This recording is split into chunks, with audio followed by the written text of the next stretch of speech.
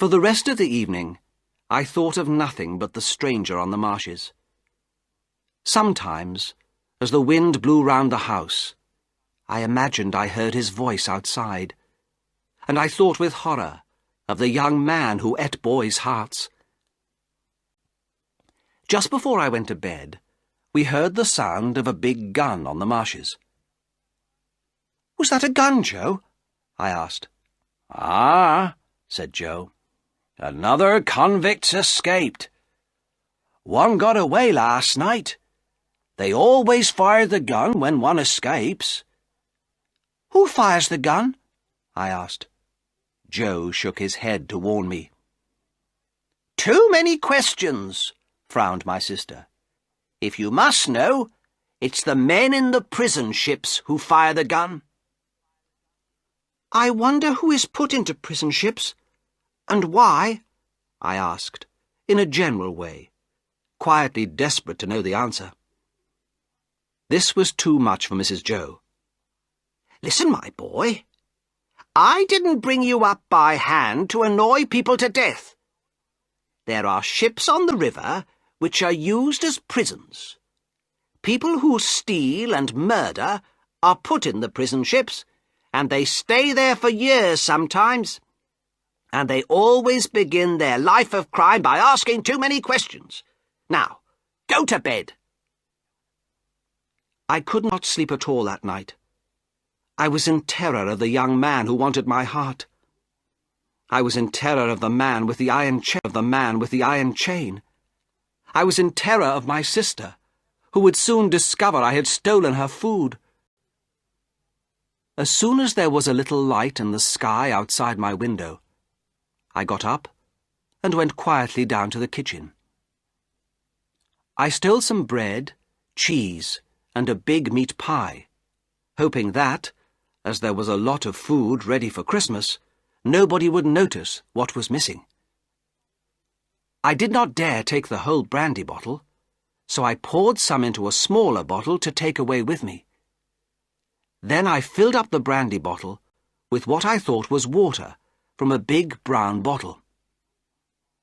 I took a file from Joe's box of tools and ran out onto the dark marshes. The mist was so thick that I could not see anything. Although I knew my way to the shelter very well, I almost got lost this time. I was near it when I saw a man sitting on the ground, half asleep. I went up and touched his shoulder.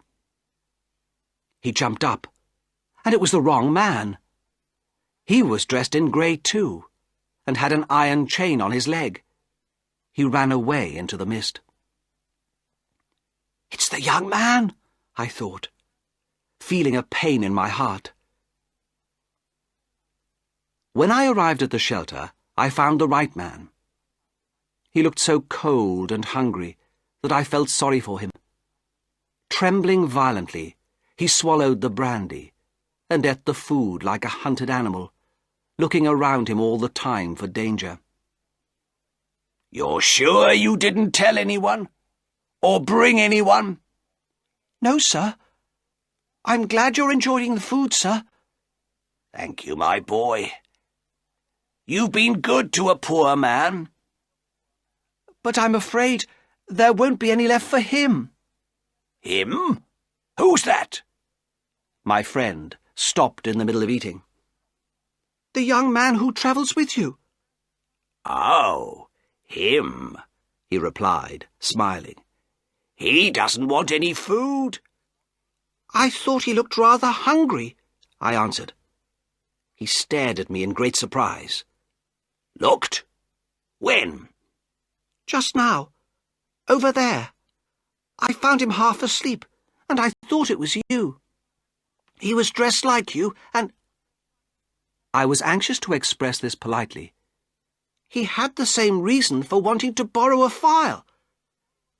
"Then I did hear them fire the gun last night.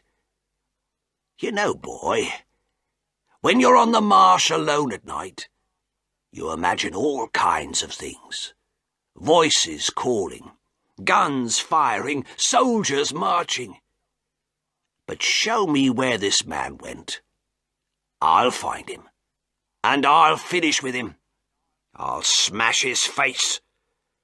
Give me the file first. I was afraid of him, now that he was angry again. "I'm sorry.